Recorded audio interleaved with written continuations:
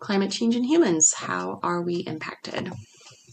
How climate change will affect people specifically. What is happening now is going to get worse.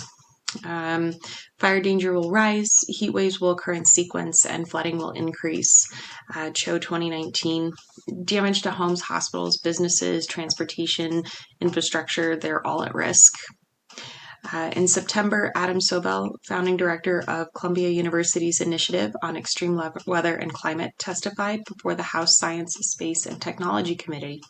He asserted that scientists have strong evidence that global warming will increase the frequency or intensity of heavy rain events and coastal flooding due to hurricane storm surge.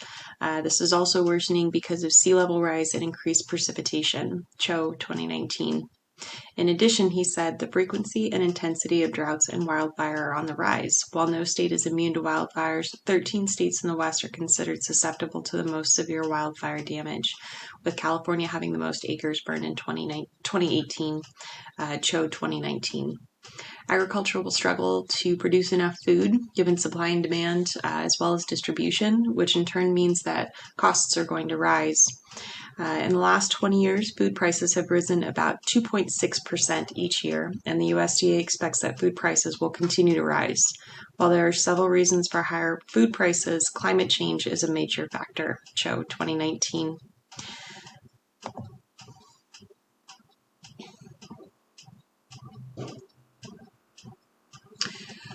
How climate change will affect national economies. Our way of living is going to change dramatically. As far as jobs that were once outdoors, they're going to prove risky, even fatal, especially when it comes to industries such as agriculture, construction, even firefighting is going to become an issue. Any sort of outdoor work, these folks are going to have increased risks due to weather, severe weather, as well as heat rising. A shift to climate-friendly energy production is a must at this point, which both creates as well as destroys entire industries. Those companies who are unable to rely more on green energy are likely going to be at risk of power outages and lost production days. CHO 2019. Loss of land will also create loss of livable property, taxes, and businesses, being 2022. By mid-century, more than 648,000 individual tax parcels, totaling as many as 4.4 million acres, are projected to be at least partially below the relevant title boundary level. Of those, more than 48,000 properties may be entirely below the relevant boundary level, being 2022.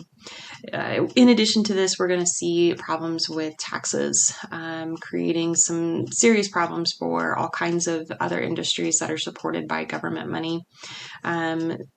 Property taxes fund local government operations, which typically include services such as K-12 schooling, roads and other infrastructure, police and fire protection, water, waste management, sewers, public transit, parks, and public housing.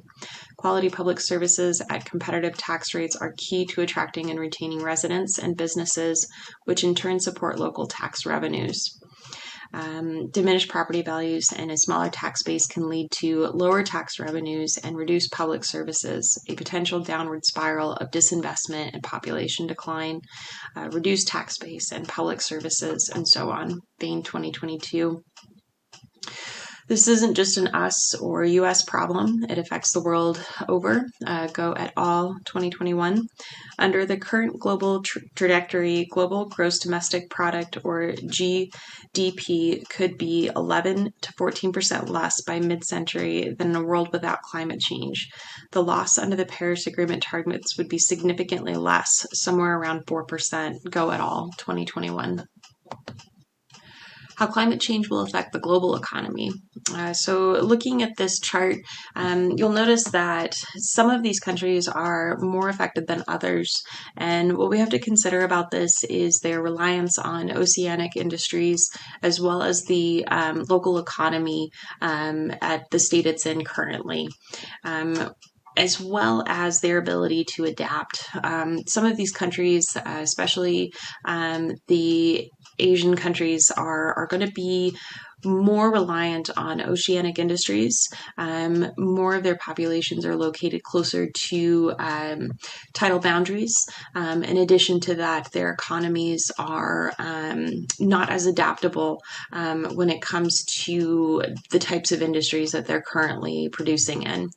The thing that's most concerning about this is that if you look at the Paris Target Agreement, when Go et al. Are discussing the 4%, what we're projected to be at this 11 to almost 14%. As you go down that line and look at individual countries specifically, some of them are getting very close to that severe case percentage, and this is really quite concerning. If we were to do nothing, we would be looking at that more severe case. At this point, there's really no option. We don't really have an opportunity to not do anything, and what we are doing isn't enough.